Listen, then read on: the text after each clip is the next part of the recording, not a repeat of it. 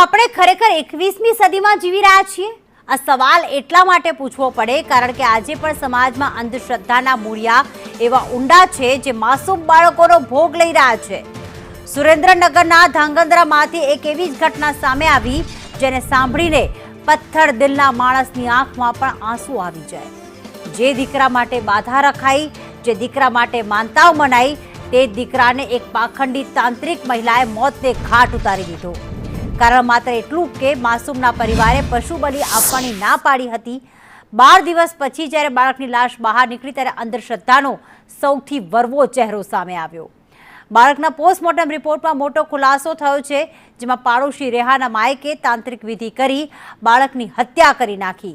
ત્યારે પોલીસે હત્યારી ભુવાની અટકાયત કરી પૂછપરછ હાથ ધરી છે।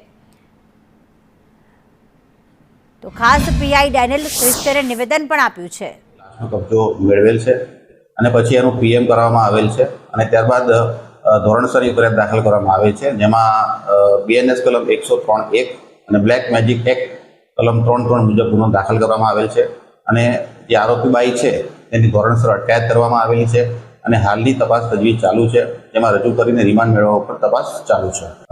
હાલની તપાસ દરમિયાન તો અત્યારે એક જ આરોપી છે અને આગળ તપાસ પર બીજા કોઈ આરોપીનું નામ આવશે તો તેના વિરુદ્ધ કાર્યવાહી કરવામાં આવશે।